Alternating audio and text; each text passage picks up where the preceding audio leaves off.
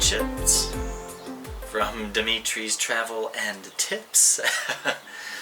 And I'm here continuing the couch crash adventure in Mexico City 2022. This massive couch surfing event that took place this past spring. And I'm going on to Saturday, where and we're continuing from the Wednesday, Thursday, Friday experience I talked about last time, and now we're on to Saturday. This is one of the big main parts, right? It's Saturday, middle of the weekend. It's crazy. So again, we have lots of choices, from going to see some pyramids and stuff, seeing another downtown area, and our tour, the one that I chose, with my wonderful host, by the way, Ale. There was an organized downtown and kind of historical area tour. We went to all kinds of places. It was really awesome, but let's get into it. So we started off on the metro, heading to a place that was at least so-called low-income area. I don't know if this is true or not, but that's what the local people were telling me. But when we got off, oh my goodness, guys, there was so much art everywhere, so many murals. Their graffiti was all over the place, but I mean like artistic graffiti, not just spraying some terrible things talking about somebody, you know? And the most beautifully graffitied area was in this little kind of warehouse parking area. And you wouldn't know it from looking on the outside, but on the inside was this really interesting, really unique kind of museum. So in this museum, it was filled with all kinds of toys, art, political posters, collectibles of every shape and form, even like statues and inflatable dolls. It was pretty interesting. And there were about I think there were about 6 or 7 floors to this place. It was pretty big, and we spent a lot of time here.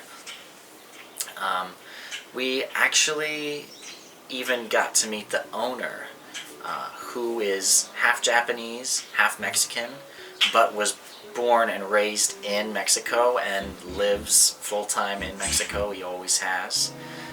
So for all intents and purposes, he is pretty much Mexican. And so he personally has obtained, bought, traded for all of these different pieces. He rents out the building, the space. He's cataloged everything with, you know, and he was quite an old man. So he started off and continued for a long time before computers were even around. So he hand wrote, he added descriptions, he drew pictures, gave the history of them, where they came from, you know, what time period they're from. And I want to point out, guys, this is like collectibles and toys and stuff from Mexico and their past. So for me, from the US, I didn't have a connection with a lot of the stuff, just a few things. But I could see from a lot of the people that were around me on the tour how nostalgic it was for them. You know, these things, a lot of them meant a lot to them, I think, and really took them down memory lane. It was an interesting place for sure. I recognize some things, like a little Professor Snape guy over here and some weird Barbie dolls over there, because, well, there's all kinds of crazy toys that just made it around. And something I want to point out to you guys, this guy He has been doing this all on his own. As far as I'm aware, there was no financial support from the government. You know, this is not a official kind of museum. It's more of a museum that he set up and has done by himself all this time. And he explained a story, and none of his family wants to continue doing this, so it's kind of like it's a free museum, but if you want to donate, you know, for admission and stuff like that, you can. So if you're ever down in Mexico City, you should check out this place. I'll put the name down in the description because I can't remember what it is. And hopefully you can check it out and support this guy. He's really kind, really nice, and you know, even one person on our tour was a huge fan, and he was so excited, and he got an autograph and everything from the owner. So this was a special place. And so after a lot of time here, we organized ourselves and headed to the historical part of downtown by hopping onto a bus. And by hopped, I mean squeezed into like a bunch of organic, free-range, single-origin, non-GMO coffee beans into a recycled, multi-use, sustainable container that guarantees to break down after 1 year. Bus. And that's how we made it there. It was a crazy ride there, guys. It was very silly. Everybody was laughing. The other people that were on their daily commute probably weren't laughing about it, but we all had a good time. Once we arrived in the historical area, we stopped in at the Grand Post Office. That is still in working order and is used, by the way. Compare that to the U.S. Postal Offices. Oh my goodness. This place was like a Great Gatsby movie. It was crazy. Also stopped into the hotel where the Queen's Gambit, like their final tournament where she competes against the Russian champion guy, was filmed. But once they found out we were just there for photos, we were swiftly ejected from the building. So unfortunately I don't have any photos of that. We'll just have to go there another time and actually order some food, I guess. We also stopped in what seemed to be the world's thinnest convenience store aisle. I could barely fit. You know, you had to go like sideways through the aisle. It was crazy. I don't know who thought that was a good idea. But eventually we got up to a really beautiful Rooftop Cafe where we were getting some ice cream and some coffee. Had some really comfortable chairs. It was overlooking the cathedral we were next to. It was like eye level with the clock tower clock. And if you go off to the side, you can look down and see all the hustle and bustle of the downtown area. And, you know, I think we were starting to get tired because we almost did not get up from there. The organizers were saying, come on guys, let's get up, let's go. And everybody was just kind of sitting around, half asleep. But eventually we mustered up the energy, and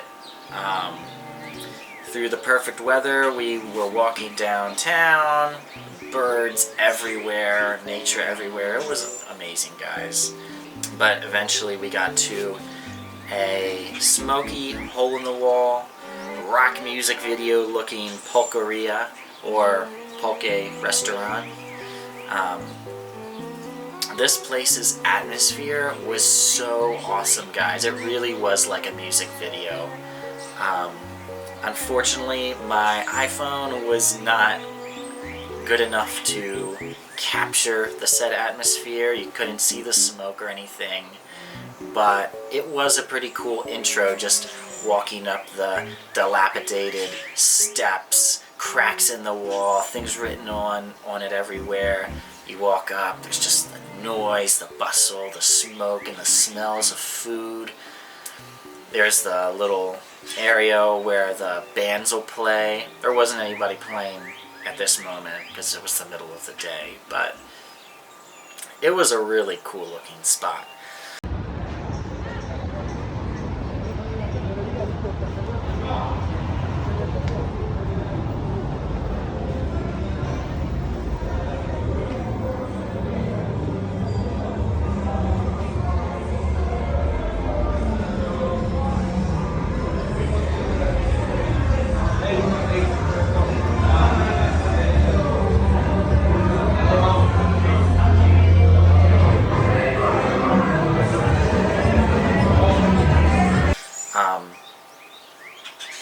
And so, Polka, by the way, guys, is a fermented alcoholic drink that has a thick consistency, kind of a sour taste. You can get it in all kinds of fruity flavors and more mild flavors if you don't like the original.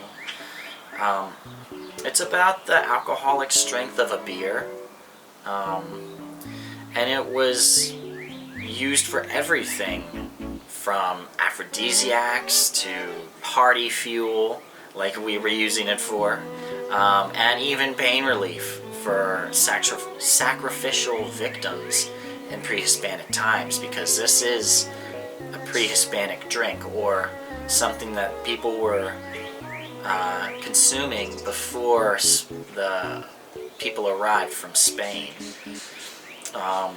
It was even regarded as the drink of the gods because, well, it was alcoholic. It also provided lots of vitamins, minerals, probiotics, and even was a good source of protein. But eventually the beer industry came in and started a marketing scheme to undermine and smear the name of Polka. And then nowadays most people drink beer, and Polka is kind of reserved for tourists and older people living in Mexico. But don't discount it, guys, and I highly recommend you go to a pulqueria, try like 10 different flavors, like in the small drinks. It's kind of amazing. I was amazed at the different flavors and everything they could make with this stuff. So after a few jugs of this amazing stuff, we headed to a cafeteria where we all had kind of a family style meal going on. Everybody was eating together. There was food, too much food. It was so great. And afterwards, the tour ended and we all went to our homes to, again, rest up, gather our strength for the dance party later. So this dance party was so fun, so cool, guys. We were at this club and we basically rented out the club. We had our own personal DJ.